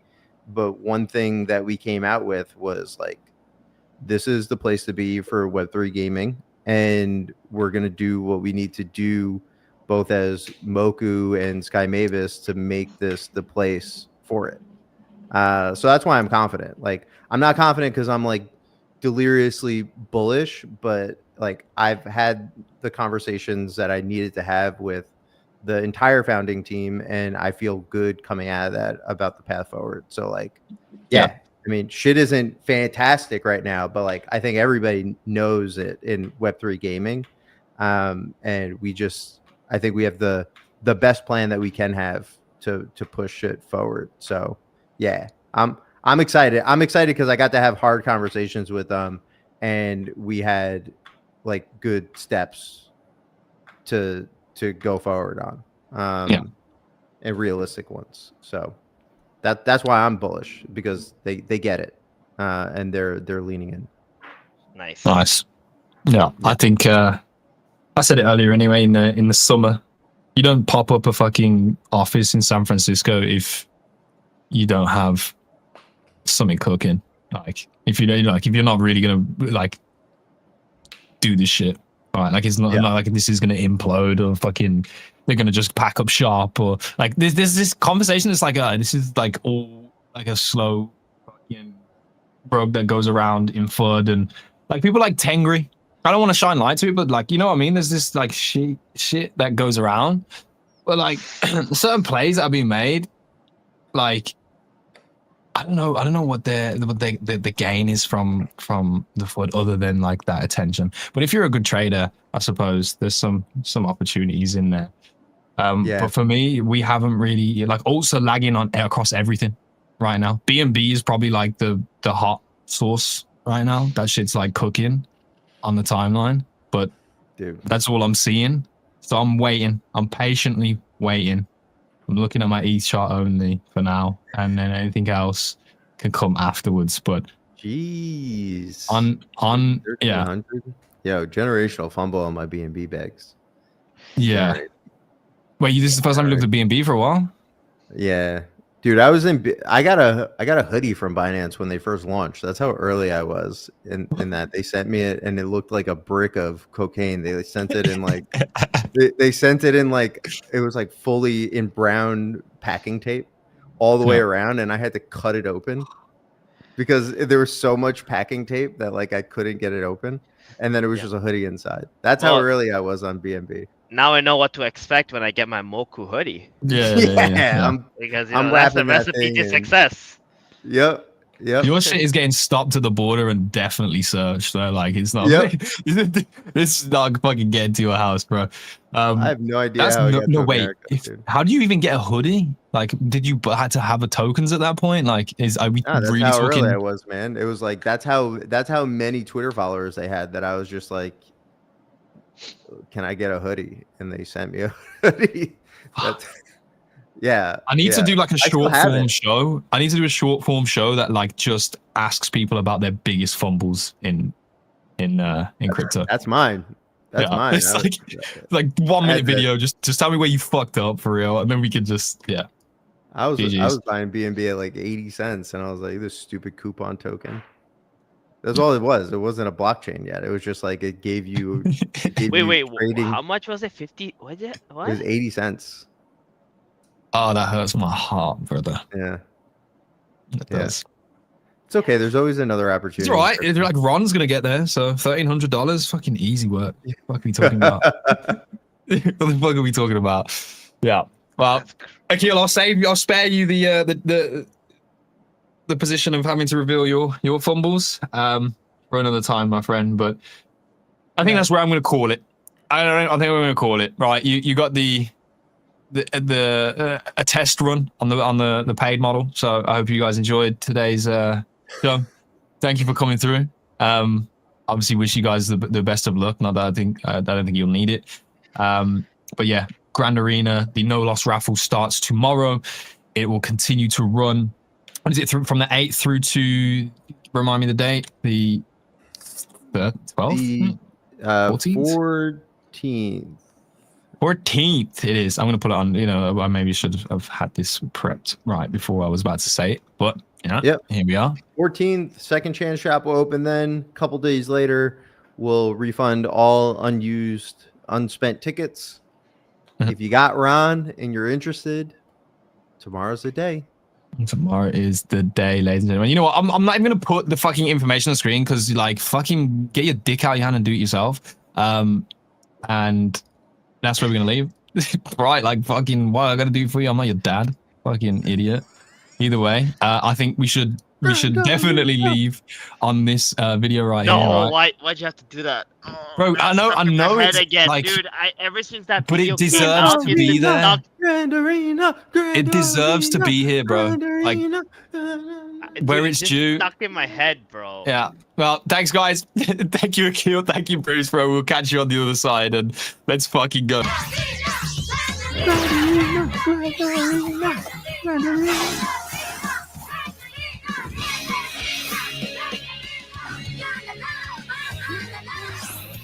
What are they saying here? I don't know what they're saying here, but it's just addicting, bro. It's stuck in my head. Wait, what's the lyrics? What's the lyrics again? After the Grand Arena, I have no idea what they're saying. I think it's just vibes after that.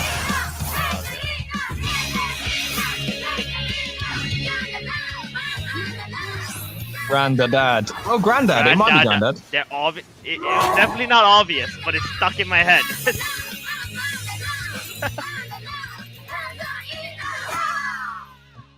Hell yeah. Hell yeah. Anyway, yeah, this for me. This is the alpha, bro. This is the alpha. Grand Arena is gonna cook. It's like you gotta be positioned, right? If you've been in a Ronin and you fumble the Grand Arena cook, like you actually you got no one to blame but yourself, literally. So. But really fucking interesting, bro. Like, I love talking to Akil because it just makes me realize how dumb I am in some ways. But it's like a pleasurable pain of like knowing that I'll never be as smart as that. But like I always gain something from it.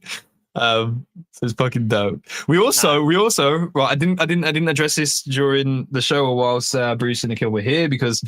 We saved this for the afterthoughts. But the good list, the Ronin Radio good list.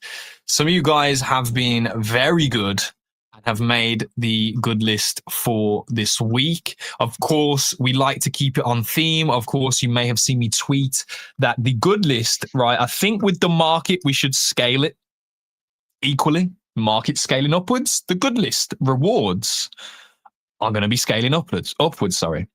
So these are all the people on the good list right now. Shout out to Jay Ronky, King James, Jonathan, my boy, is on there. Kyle, shout out to OGK, bro. He made it on the good list too. Ymir has actually been replying to a lot of stuff. So shout out to you, my brother, bro. I see you in the replies. JL Sungit, Nimpo. I don't know how to say that without saying poo, but Nimpao, maybe. I don't know how this bold man has got here, but we love him. So congrats for being there. Sedi Crisor El Soriano. I don't know if I just said your full government name, but you made it, bro. We've got Ari Belonk, Strigide. I don't know. It sounds like a Pokemon, that does. Ragnar's in here, bro. Ragnar's been a good list member for life, pretty much, bro. Constant fan. Appreciate you, my friend. Judas. Don't Judas this list. You might win it today. And McLeady Sandoval. Either way, you guys are on the good list. How did they get here, you ask? Those who are sitting in the chat, realizing that they're not about to potentially win a Moki. Yeah. These people are about to potentially win an actual Moki NFT. I'm literally giving away 10 ETH for fucking tweeting back to our account. The value proposition of interacting, nuts. Okay? Instead of paying for bots, I'm giving real humans some shit. Okay, that's it. That's the ethos here, right? We don't all want to have a botted account and farm several exchanges or several chains for fake marketing with no conversion. So that's what we're doing here, okay? So one of you guys is about to win a Moki. How are they going to do it? Well, because my production value is fucking garbo, it's going to be the wheel spin. It's going to be the wheel spin. I got no choice. But, yeah, Tori, you're not good yet. I'm sorry. Nidoraku, you should be good. I don't know why. I don't know why you're being badly behaved right now. Should be on that good list. Jonathan is on the list. Shout out to you, DL Maracucho. Bro, you interact a lot as well. So these are a lot of people that I see potentially being on the good list by next week. Will we keep up the pace of having a Moki NFT? We just spoke with Bruce and Akil, so I'll ask. And if they have one, we'll see if we can get another one. But for now, who's going to win? Ladies and gentlemen, this is for a Moki NFT. Actually, you know what? Should we go and look at the actual Moki that it will be? Because why not? Why not tease everybody with what they could win before they actually do win it? and then when they don't win it, they can actually feel a little bit worse. I feel like that's just the way that we're going to go about this. It's in which wallet is it in? Fuck a duck. Fuck a duck.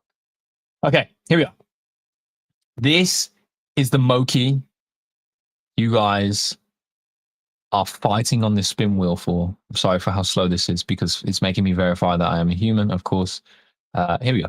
Here we are. Look at him. The little what's that mask called? Like a it's not an Oni on you because that's the ghost thing. It's just a fucking mask. Yeah, and you're dribbling. I'm dribbling over this. This is fucking amazing entertainment. Either way, let's go. Let's fucking spin the basket wheel. Did you ever see Moki 1437? No, I haven't. What is he a good guy? Oh, it is Jonathan, bro. Jonathan, nice. Jonathan, yo, bro. Congratulations, my friend. Shout out to Jonathan. Listen, I will say this. Jonathan has actually been a fan of anything that I have put out since Gila Gossip days. We're talking 3 years, longer even, 3.5 years. To be honest, more than deserved, bro. Like, if anyone out of that good list has been a long-term fan, there isn't any that's longer term than Jonathan. So shout out to you, bro. There you go. Moki NFT coming your way. I'll DM you. Make sure it gets locked in. And that is it for the good list this week. We will do some other little raffles away if we have like whitelists or other NFTs. We do actually have, I do have some NFTs. We'll announce that towards the end of the week and in preparation for next week. I think we'll put up more. If we can get a Moki, we will. But there are other NFTs that meow. We have some of those. All right. So just give you the hints there. But yeah, man. What a show. What a show. What a show. Theben, you more bullish? You feeling good? Yeah, I mean, I'm excited. I think we've all been waiting for some kind of a game, honestly. Like over the past months, 6 months, whatever it's been. Like, I think Fableborn had a lot of attention, but then they've been like super late with their delivery. Some of the other games that we have had, it's like for me, it just didn't really spark my interest. Most of them are like these pixelated, like it was just rough on the ice. That's all I'm gonna say. And I understand why, and it's cheaper to make it, and they just trying to find like some kind of market fit and everything before they do more and so on. I get it, right? But it also doesn't mean like I have to play this thing that I just can't even like go to my friend and be like, yo, you want to play it? You want to try this stuff? And so on. So, but I feel like Grand Arena is like something that could absolutely cook here. And just because of like the speed that this team can deliver and the quality that they can deliver, I have high hopes, right? This is like you're actually betting on the team.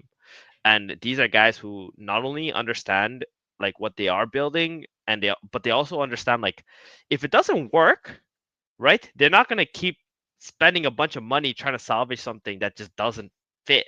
You know what I mean? Mm-hmm. They will have another cook, and they will keep cooking until that thing that hits right is gonna be in front of us. So you gotta also understand that.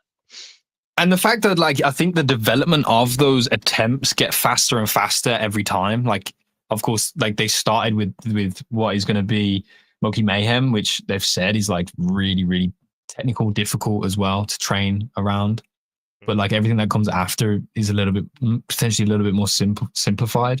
And also their experience makes the handling of that process a lot easier. So I think we could get to a point where like to spin up an idea into actual, into the market will not actually be that like a seriously long window, and they already gained your attention in that meantime anyway. Like I really do think they've tapped into like a potential gold mine, and I said the word fucking infinite gaming money printer, which is that's kind of where I'm staking it at.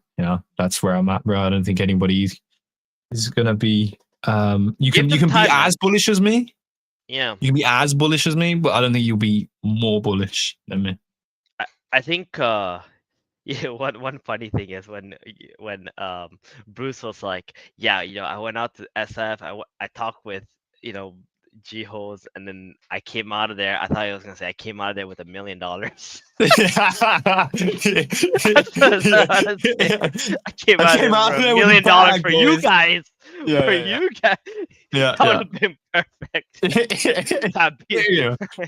Prize pool, got it, secured. No, yeah. No, that's what I was thinking in my head. Like, we didn't really like dive deep into the prize pool situation, because this is like the attention grabber. Like, it starts at $1 million, right? Like, that's where it begins. Yeah. Well, and it you will just be heard diluted over like the multiple different things, right? That you can make some. No, it's all based around MX. It's all around MXP. So like everything you do going into leaderboards and like all those other things too. It's not just about like one leaderboard with your XP. No, bro. It's all based around MXP. You think you mean like it's gonna calculate everything, and then there's like the lion's share will go to like the first place guy or something? Is that what you're telling me? Okay, if there's still Moku community here in the chat, bro, please correct me if I'm absolutely wrong here. But I'm pretty sure you're wrong on this. No, bro. I believe. Yes, I believe. Okay. Now everything that we do, right, goes into. I'm wrong either way. Fuck you, Maracucho. Like, everything goes into the MXP. Daily fantasy, you buy in, you get MXP. Training your Mokis gains MXP. Buying packs, MXP, right? Yeah. Placing in the leaderboard, if that is also giving you MXP for placing number 1, you get more MXP than number 2. Yeah. But I mean, like, there's a difference between, like, there's a different distribution for MXP, then there's a different distribution for like what you're placing on the leaderboard I'm pulling up the post, buddy. I'm pulling up the post. But like the 1 million is like shared amongst all of that. Yeah. I do actually have. I'm just gonna pull up the fucking. I don't know if I can pull this up. Sean, if you're in the chat, can I pull this up? I don't really know if I can, but there is a notion that I have. I'm not going to share it right now. I'm going to read from it, but let us see. Important, preseason mayhem, grand official launch,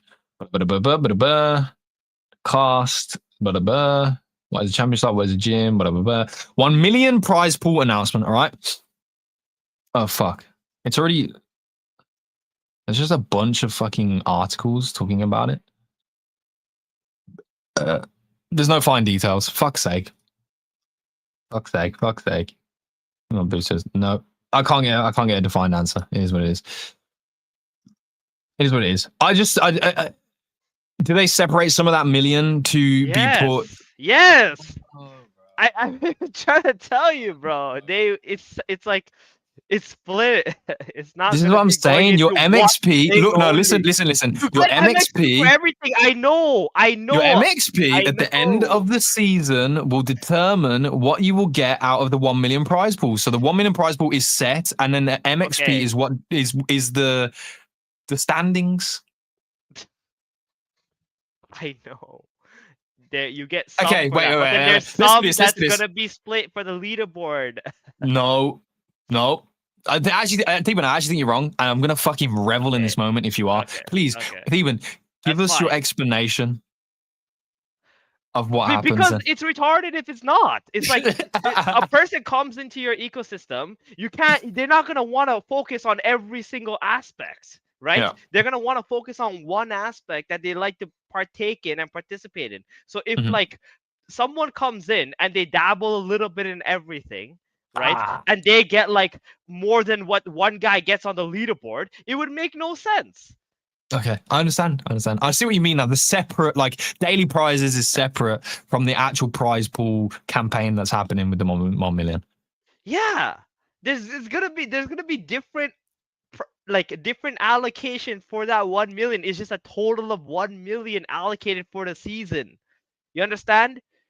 Do you know how stupid it would be? Ladies and gentlemen, your XP is the only thing that tells you what reward you're gonna get? It's retarded. Ladies and gentlemen, Theban was right. We can move on. All right, we can move on.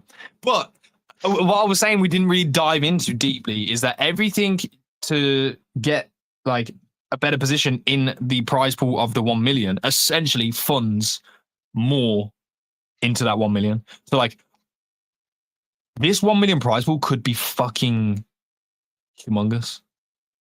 I think about the whales and like what's about to really happen. Like it's 1 million starting point. I'm in shock he wasn't right. Wait, DL. No, whatever. Yeah, I'm fucking over this either way. I need some fucking food. I'm bullish as fuck. It is what it is. I don't really need to say much more. There's enough content out there. You could literally ask Google Gemini, ChatGPT, Grok right now, anything about Grand Arena, and there are so many articles that exist on the internet, it actually would be able to tell you. So I don't need to tell you anything more, but just have a fucking Moki and get your fucking new set of pants ready for when this thing actually kicks off, okay? Theben, you got anything else to tell us? Nah, man. Everything's good, bro. Everything's good. Yeah. I mean, I'm just waiting the days. I'm counting down the days, bro. Like, when are we gonna actually be able to play? Right? Yeah. We got what, 5 days of like your Ron being locked up. Yeah, it's still a little bit of a waiting period, right? Yeah, exactly. So we're just gonna have to wait, open the packs, participate.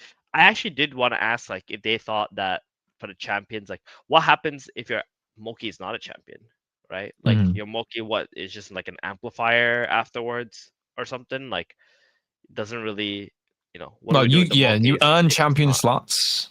No, like, apart from season on them, they season. said it's like gonna be like 175 or 50 or whatever the number may Yeah. be, right? They haven't finalized the number, I think.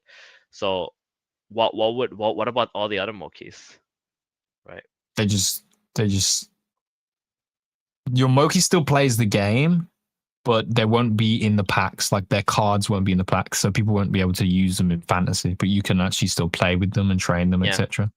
And you that's the gain exciting MXP, part. yeah. Getting Yeah. your Mokis to be played in fantasy. Of course, bro. I tell you now, if my Moki is a champion in any way, like I'm about to bring this fucker to life for real. Like I don't even know what your Moki is. I don't give a fuck. You don't need to know. How's it gonna become a champion if you don't even know what it is? What do you mean? You don't know what Moki is? Bam. Wait, I'm on the wrong wallet. Sorry. I'm gonna get the Katana brothers to become champions, bro. This is my Moki, bro. He fucking, his main trait is that he eats shit. He eats shit. It's one of the only Mokis with a bowl of shit in its hand. So wait, is that for real? Yeah, like it's literally it's one of the. Wait, click it. I want to see that. Click. It's a rare trait, bro. No, yeah, click it. Click the trait. I clicked it. This is the rarest it's one. lagging or something. We can't see shit. What do you mean? Oh yeah, it is. Wait, what the fuck? What?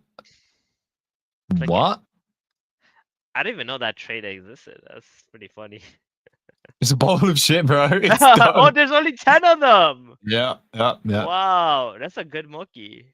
I picked it up because, like, yeah, I mean, I'm constantly out in Web3 fucking eating shit with all these losses, so why not have an eat shit Moki? I've been eating shit for years, boys. That's funny. I mean, is it the best one there? No, probably not. But this is what is like? This is pretty cool. I guess the shadow one obviously takes the mustard here. Yeah.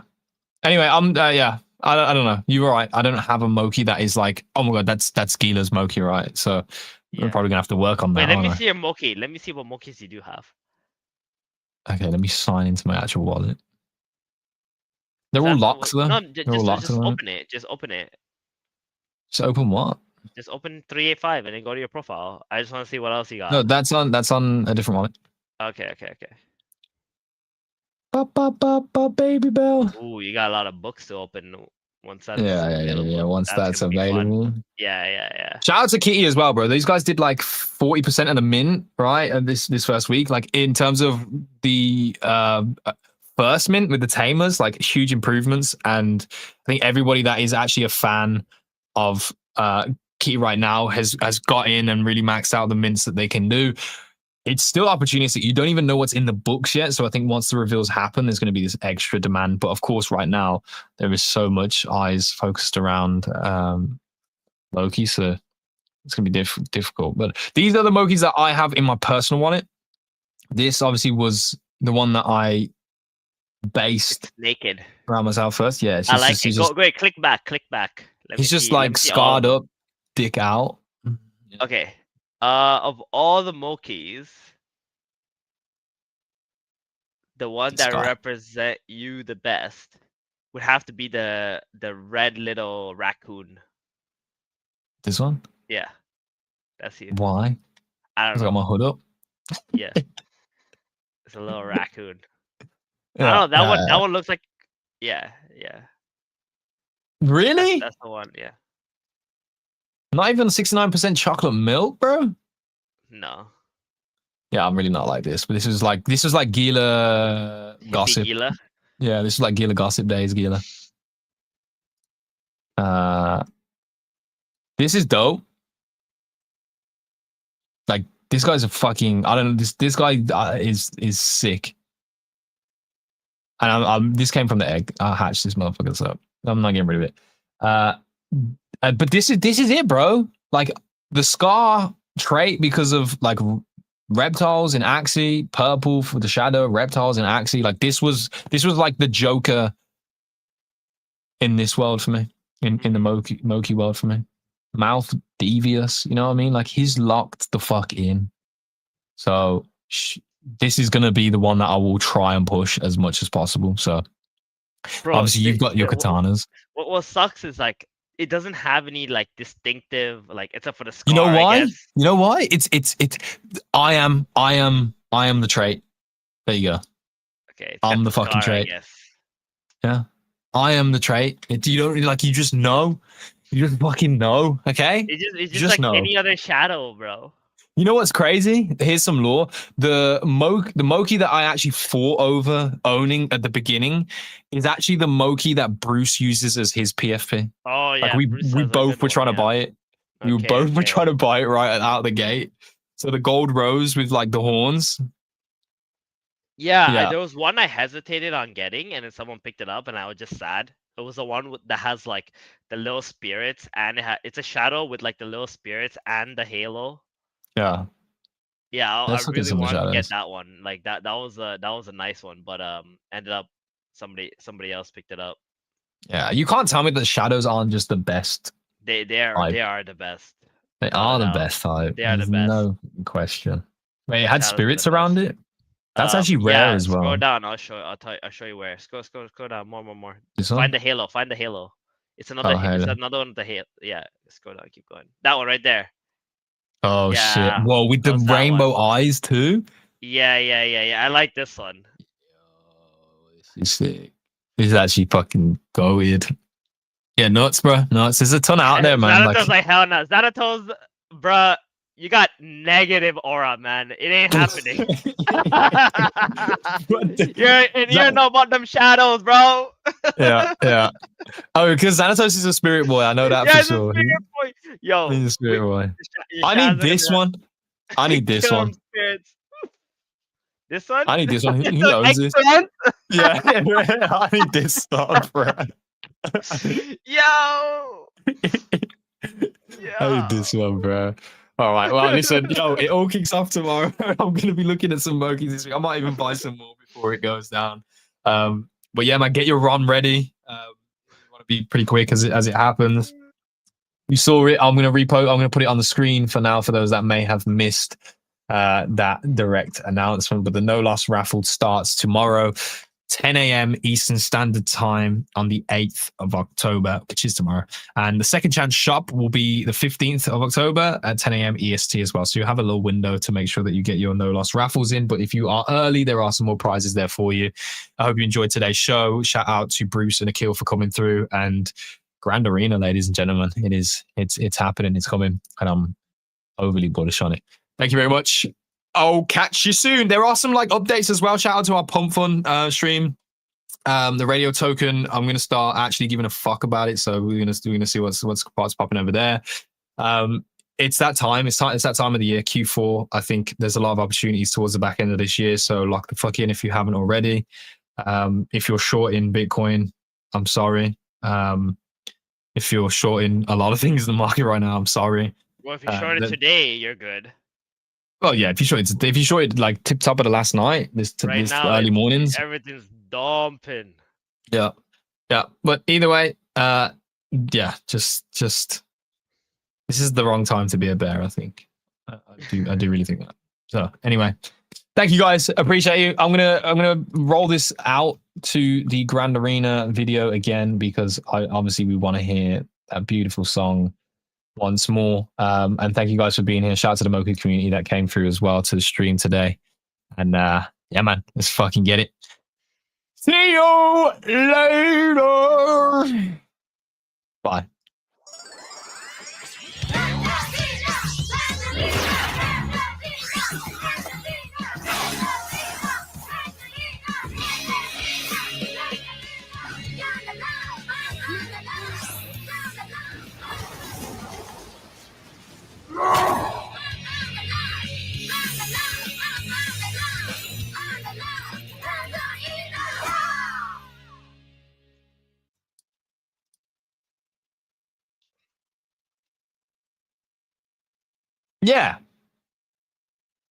Yeah.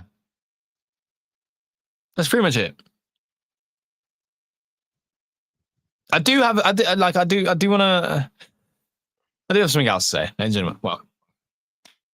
If you're here all day, then fucking shout out to you. An opportunity. Oh, sorry.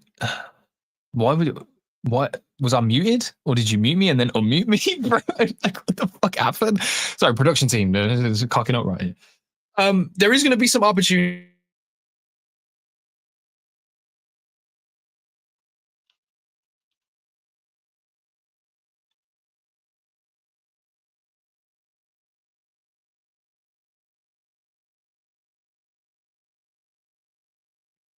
Look at this fucking culprit. Look at this fucking culprit.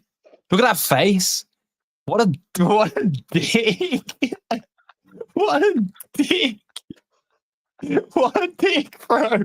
He's literally just sitting in the back of the room, like waiting for me to start talking, and then mutes my mic and just starts laughing about it.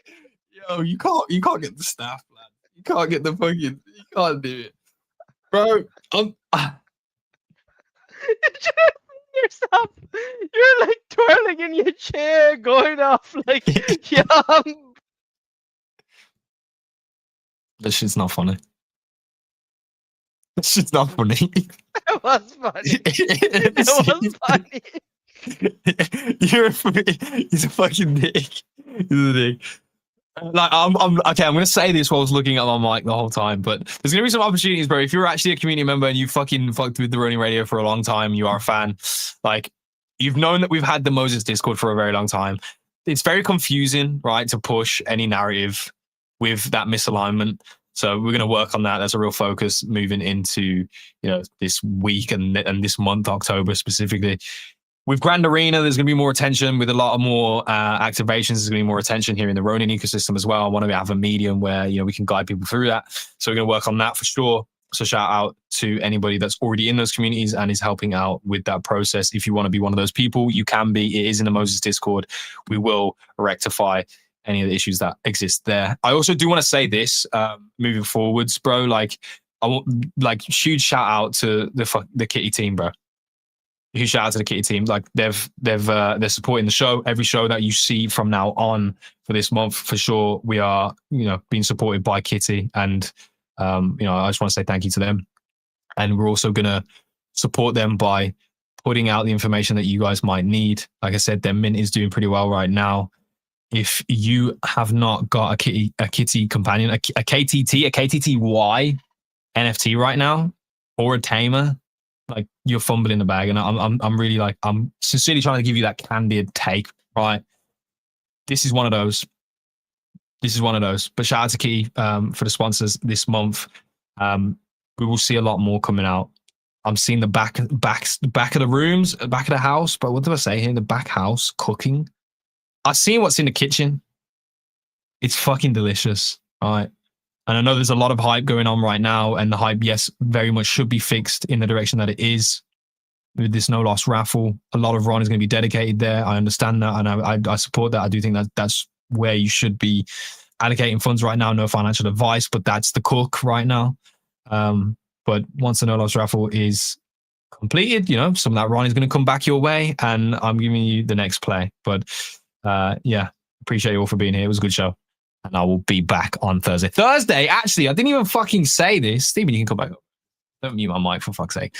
Thursday, we do have a guest coming on. He comes on once a month. We're going to have the opportunity to talk with G-Host directly. It's going to be a slightly later show, so keep your eyes peeled and put post notifications on. If you want to be on the good list, you'll need that anyway. We'll put the announcements out for that, but we will be talking with G-Host. It's one of those times where we get some good conversation out, and I mean, it's critical moments. He's been on the road as well, been traveling, so there'll be a ton of stuff to talk about. So surely it should be an interesting episode. So I will see all of you guys over there on Thursday. Let's smash the shit out of the viewership count, and yeah, man, appreciate you all. Eben. Dude, I'm good. You asked me this like 20 times now. I'm good. That's there's a follow-up. Eben.